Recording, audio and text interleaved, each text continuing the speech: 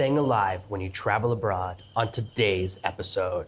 Today's episode is brought to you by Social Pilot, the social media and marketing tool for bloggers and small businesses. Join over 20,000 social media pros at servenomaster.com/socialpilot today. Are you tired of dealing with your boss? Do you feel underpaid and underappreciated? If you want to make it online, fire your boss and start living your retirement dreams now, then you've come to the right place. Welcome to Serve No Master Podcast, where you'll learn how to open new revenue streams and make money while you sleep. Presented live from a tropical island in the South Pacific by best-selling author Jonathan Green. Now, here's your host.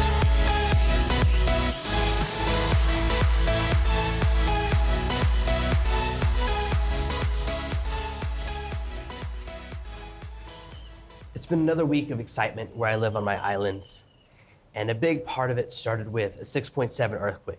And if you know anything about earthquakes, it's pretty high up the scale. They rarely go higher. I think the highest number is 9, and I believe we'll only have a 10 when it's the end of the world.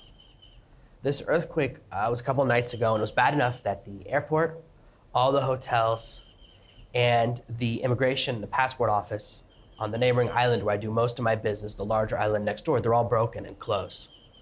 The airport runway, so damaged planes can't land there. In order to deal with this situation, I have to adapt in a bunch of ways. The first is I'm flying to America very soon, and I had to change all my flights around and fly from my island, which has less flights, a lot more complicated, but I was able to change everything around so that my flights from the mainland to America didn't get changed. So I'm still gonna be there, which I'm very excited about. But while all this has been happening, there've been constant rainstorms. It's been kind of hard for me to record these episodes. My throat has been bad. I don't know if you can tell, I'm still sick in the back of my throat. There's like a frog living there. I've been taking medicine, yada, yada. Sometimes you just get something. You have a bunch of kids, they keep bringing stuff home from school. All of these challenges have been entering my life. And then yesterday something happened even more intense. My wife is looking out the window. The front of our house faces the beach, but the back of our house faces basically the only road on the island. And outside, she saw an accident. 2 motorcycles crashed, and a girl was beautiful before the crash, and afterwards, not so much. And while this is really sad, it also reminded me of one of the big dangers of where we live. The main way people actually get hurt here, the only danger here is accidents.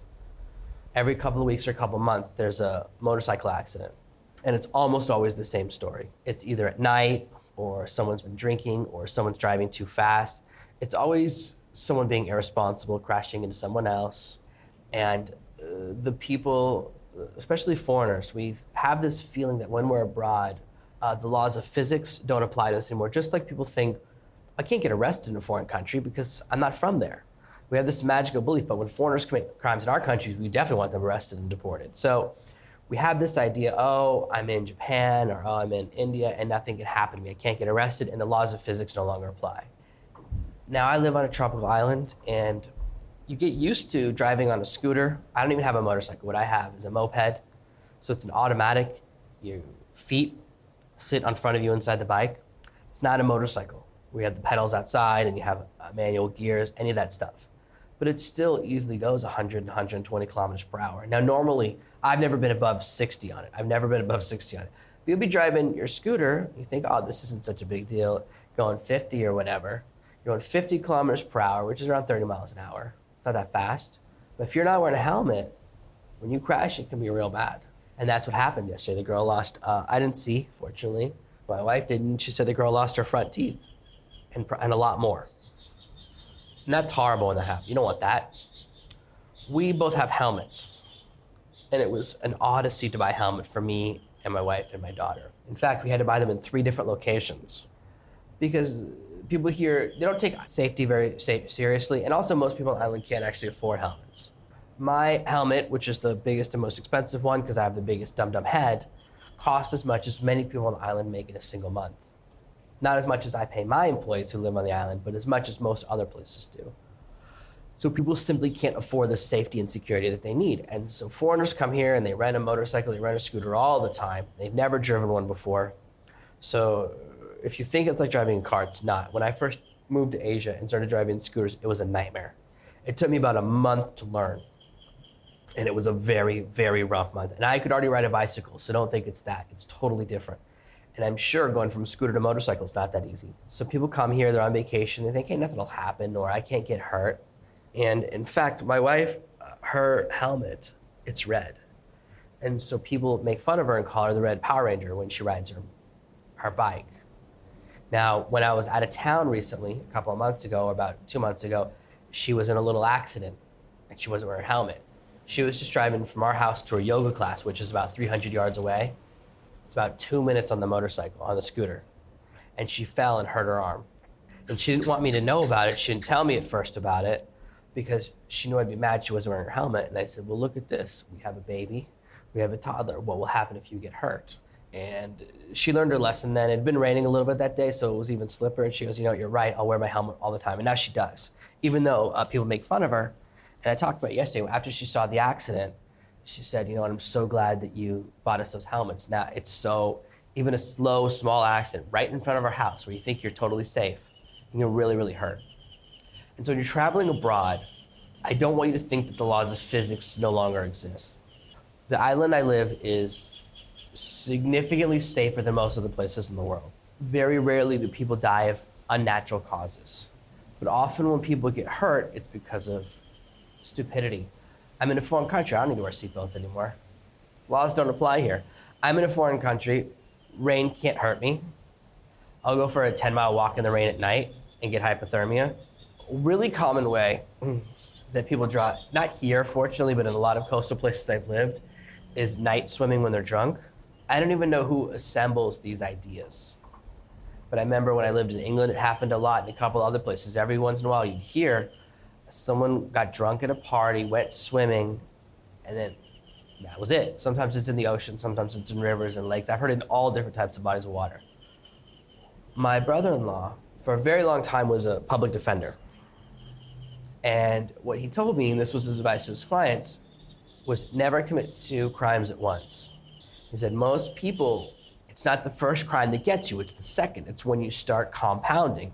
And I thought that was very interesting. I mean, obviously, you're telling people to commit crime isn't great, but at least he's telling them to do less. But if you think about it, it's what happens. When you steal a car, you get in trouble when you also start speeding. It's when you add in that second crime, because then they see you speeding, then they check the plates and see that the car is stolen. As soon as you start adding in other crimes, things magnify. For example, if you're robbing a bank and shoot someone, it's a whole different crime. Now you're looking at felony murder. It's a federal crime, not a state crime. And what that means is federal prison, FBI, whole different ballgame, because you've done 2 crimes at once. Now, I'm not suggesting you become a criminal, but I am saying it's when you do multiple dumb things at once that life gets worse when you're traveling abroad. And this is what happens here. First of all, you're driving something you don't know how to drive, or you're driving a place where you don't know the way around, or you don't know how things work. So you're already doing something a little bit risky. Adding in additional factors, like saying, first of all, people come here and they go, oh, you don't have to wear a helmet. They go, actually, that's not true. It is the law, you have to wear a helmet here. They just don't enforce it very well. And it's because most people can't afford one, so you can't really enforce it. People can't afford helmets, also can't afford the fines. But when they catch foreigners, they certainly do it. And if you go to the big cities, any city, and you're not wearing a helmet, they'll grab you right away. It's just because we live out in the sticks that people think magically things don't happen. And guess what? There are a lot of times when you can drop a motorcycle or a scooter without anyone there to have an accident with. And this is just one type of accident you can have. Another type of incident people have here is occasionally, about once a month, there's a robbery. It's a home, someone's house will get robbed, but it's always people come here and they'll rent a house that's like 75 cents a night, and then they'll leave $10,000 worth of stuff in. Oh, I left my iPad, my expensive digital camera, my lenses, my GoPro, and people took it. I can't believe it. It's like, why are you in a house that costs $1 with stuff that's so expensive? People make the decision to stay somewhere very unsecure with very expensive stuff. And when you put something that valuable in front of people where they know they can easily get it, you create a lot of temptation, which is unfair.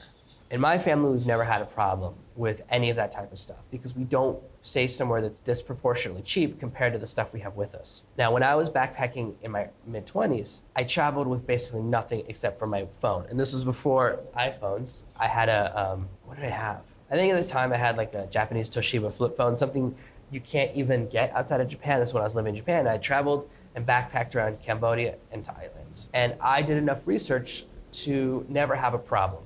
So I stayed in places that were $2 and $3 a night, but the only thing I had of any value was always in my pocket. Now, I had a couple of other things that were okay in my backpack, entertainment. And when I went on a bus trip, I knew because I looked online, I read in this book, it said, oh, when you take this bus trip from Bangkok to where you catch a boat, they're pretty notorious for going through all the bags under the bus and people get stuff stolen. And I'm on this bus with all these hippie backpackers, and I put all my nice stuff, anything I don't want touched, in my backpack. I can't remember exactly what was in it. It's been a long time ago. Maybe I had a laptop, maybe I didn't. I can't remember. It's more than 10 years ago. But I do know I had it all up with me. It was a little bit uncomfortable. I had it between my legs on the bus. Everyone falls asleep. It's like an 12-hour bus. It's one of those overnight buses. And when we get up in the morning, they unload all the bags beside this building, and you have to wait for the morning boat. And everyone goes inside to watch the beach on like a 12-inch TV. I'm like, why are we watching a movie about where we're about to go? This is so dumb. Everyone's seen the beach. That's why we got on the bus in the first place. I go and look in my bag from the downstairs, and there's something from someone else's bag is now in my bag, a stranger's bag. And I look around, and no one else had even bothered checking their bag. And even when I said, hey guys, they went through our bags, you might want to check your stuff, no one really took it seriously. And later on, when you got the boat to the other island, later on, all these other people go, oh my gosh, stuff is missing. And it's certainly not my fault. It's your own responsibility. You don't take responsibility for your security. All the guidebooks, okay, it's right in the Lonely Planet guidebook. It said, don't put your stuff under the bus. They're going to go through your bag. It's really common on this particular thing. When you pay, again, it's like a $1 bus. That's like a 12-hour trip. Whenever you're on something that's super, super cheap, you have to take responsibility for your own security. We talked in the past about taking responsibility for your own health. That's why my family has health insurance, really fancy health insurance. Now, my health insurance for my family covers 4 of us, covers anything super, super crazy. And I have a yearly deductible for the whole family of $5,000. That's kind of what I chose because it's really for emergencies. And so if someone gets really, really hurt, if we have to go to a hospital in another country, that's covered. All that stuff is covered. And it costs around $300 a month, which is less than insurance for a single person by yourself costs in America. And it's certainly less than most insurance plans for families. I don't know if they have an insurance plan for 4 people in America. It's that cheap. It's not even that expensive to protect yourself abroad with these insurances, whether it's sports insurance, travel insurance, backpack insurance. Sometimes it just makes sense to have a few things in place. I've been traveling before abroad. My friend had backpack insurance. His phone got stolen. They replaced it. Some backpacker insurance, like $1 a day. It just depends how you're traveling and what your stuff is worth and all these other things. And if you're doing a sport, whenever I go snowboarding, I definitely get snowboarder insurance. You're probably not going to get hurt, but if you break that leg, you're going to want that specific insurance. Most travel insurance and medical insurance doesn't cover specific sports. There's a list of things I'm not allowed to do with my health insurance. They're all things that I would never do. Skiing off-piste, are you kidding me? That's way beyond the way I live. It's things like that. It's scuba diving below like a really low depth. What else was on the list? It was all things that I would never do, like dinosaur fighting. But it's things they have to list that are super extreme. So there are people that love to do that stuff, so you have to get specific insurance. I can barely snowboard enough on the trail. I'm really gonna go between the trees? No way. But these little things become our responsibility. That's why I'm pretty serious about my health. Yesterday, I had my first pretty bad surfing accident in a long time. I was actually on my paddleboard. I mean, the line between a paddleboard and a surfboard is so thin, but I was on my paddleboard because I had a paddle with me, and I'm going into the waves, and I'm like, oh, the waves are really small today. And then a giant one comes, and the last thing you want is for a wave to crash directly on top of you. That's the worst scenario. If a wave crashes right in front of me, or right behind me, or right next to me, any side, it's fine. As long as it's about 3 or 4 or 5 feet away, I'm fine. But this is the first time it's happened in a long time. I'm facing the wave on my giant board, which is 12 feet long. It's a monster, it's paddleboard, and the wave crashes right on top of me. It lifts us up and flips us, so I land. I don't even know which way it went. Either I found my back and the board smashed on me, or the board flipped and then I crashed on the board. But I ended up hitting my arm, my whole side, all the way from the top of my chest down to my hip. It was all bleeding, just a little bit, like a light bleed. Okay, not like an open wound, but like a road rash style bleed. And the water was really cold, not cold enough to knock you out, but cold enough to shock you a little bit. But I've been swimming in Wales where it's really cold. I've been swimming in California where it's, Arctic freeze. So I've been in colder water, but I got hurt a little bit. And I'm in good enough shape, fortunately, that I was able to endure. I then caught an amazing wave and then caught a second wave on my way back home. I only did 1 set of waves. I was like, you know what? I don't want to go too crazy. But I'm out there by myself. Now, where I'm sitting on my porch right now, I can see the exact wave I was on. So that's how close I was to home. These little things can happen where you get hurt a little bit. Now, the reason that I didn't get more hurt. And part of it is, again, I have a really good board, which means that's why I didn't snap or get hurt. I'm very close to home. I do a lot of other security conscious things. People can see me. We have to take responsibility for ourselves. We, in America and a lot of Western countries, we get so used to other people taking care of everything.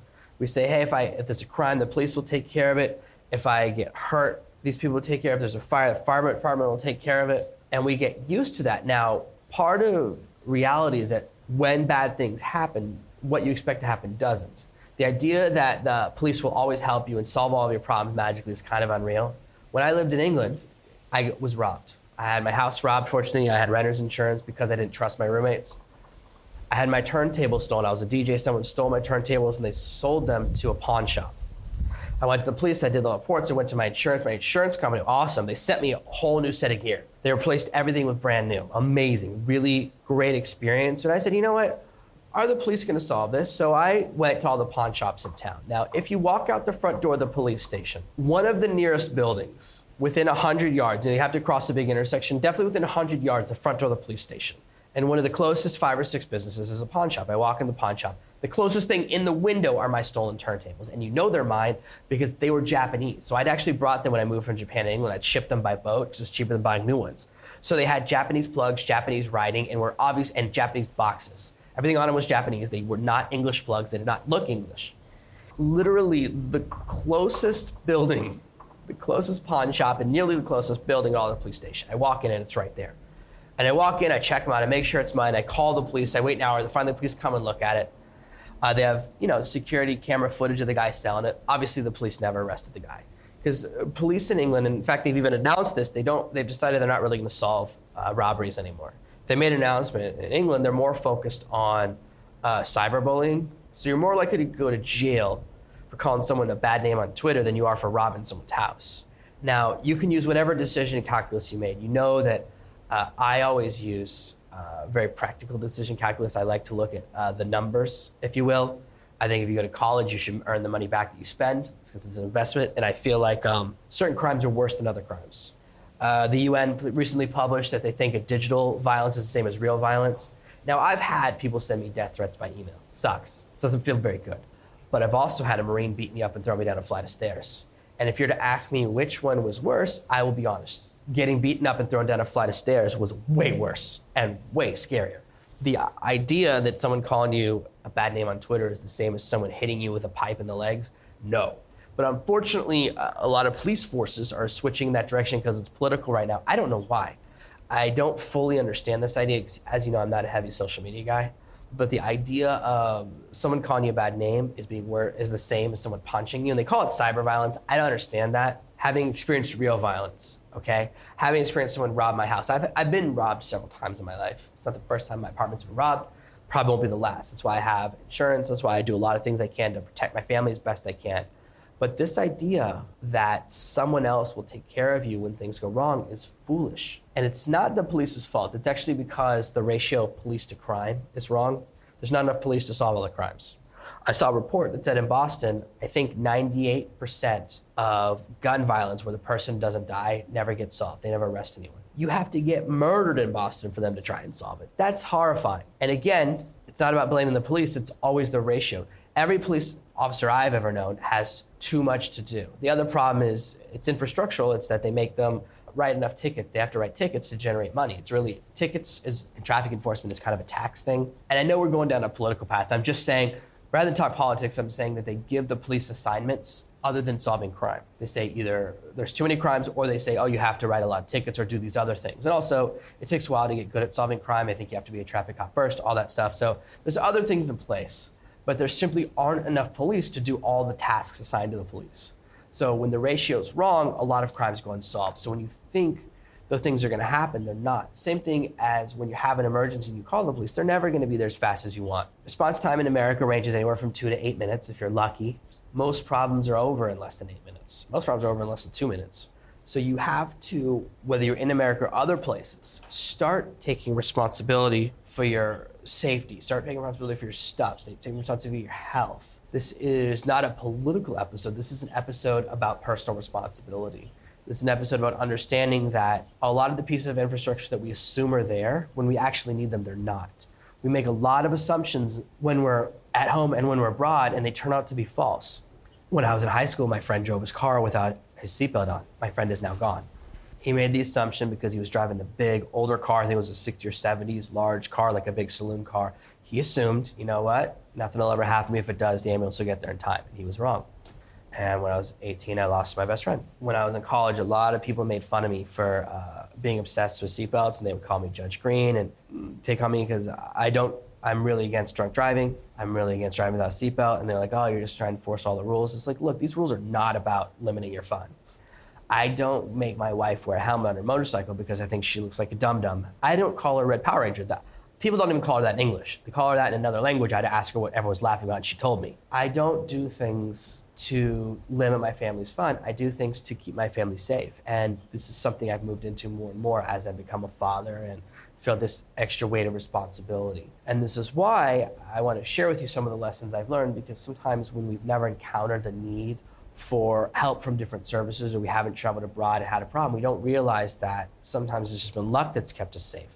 Accidents happen. It's just the nature of the world. Motorcycle accidents will never stop happening on my island. It's just the way it is. People drop motorcycles all the time. A lot of people here drive motorcycles without speedometers, without headlights. It doesn't mean you're safe. When people are out there with broken equipment, when people don't wear helmets, it doesn't mean you shouldn't as well. So when you're making decisions about your life, whether it's about protecting your home, locking your doors, your family's healthcare, all these different pieces, you can't always depend on someone else. Now look, the police do their best. I worked on ambulance for a long time, and you do your best on an ambulance, but you can't always do everything. When you work for these services, they're all overtaxed. And usually when you need them the most is when there's the biggest problems. There are people who call ambulances all the time when they shouldn't. We had a list of people in the district where I lived where you knew it was a fake call when they called, and you have to respond. Unfortunately, you can't say, hey, you're off the list.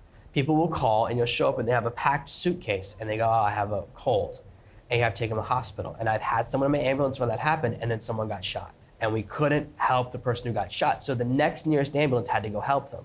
People take advantage of emergency services all the time. And it's another way that the people who are supposed to help you want to help you but can't, because someone else is literally in the way blocking them from helping you.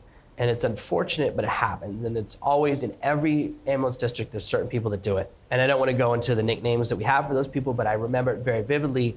Whenever you get a call from one of those certain numbers, you'd be like, man, every week this person calls. Every week we have to drive to the hospital. And anyone who already has a suitcase packed should not be calling 911. That's what, if you have enough time to pack a suitcase, you have enough time to drive to the hospital. Because I've been on calls where we get there and we save the person when they had about 10 seconds to go. I've been on ambulance calls where if we were another 15 seconds late, they wouldn't have made it. So there's people that take advantage of services. They slow down services more and more. Knowing how to do things is very important. One of the big projects I'm working on right now is a parental safety project teaching parents how to be prepared for every type of at-home emergency. There's not a lot of universal guides, and there's many parents who don't know how to handle different types of emergencies, whether it's drowning, whether it's fires, what do you do, how do Amber Alerts work? All these things can become critical. You think they won't happen to you, and then when it does. So being prepared, I was a Cub Scout for a long time, made it all the way up to Webelow, highest level before you become a Boy Scout, before you become a Boy Scout. I only did Cub Scout, the little ones. Always be prepared. Take a little bit of responsibility. Realize that whether you're at home or abroad, you're responsible for your family, you're responsible for your safety, you're responsible for understanding things. And remember, the laws of physics don't change because you're abroad. And if you take responsibility for these things, you can stay alive wherever you go in the world. Thank you for listening to this week's episode of Serve No Master. Make sure you subscribe so you never miss another episode. We'll be back tomorrow with more tips and tactics on how to escape that rat race. Head over to servenomaster.com/podcasts now for your chance to win a free copy of Jonathan's bestseller, Serve No Master. All you have to do is leave a 5-star review of this podcast. See you tomorrow. Thank you for listening to this episode of the Serve No Master podcast. Join me on my Facebook page at facebook.com/Serve No Master.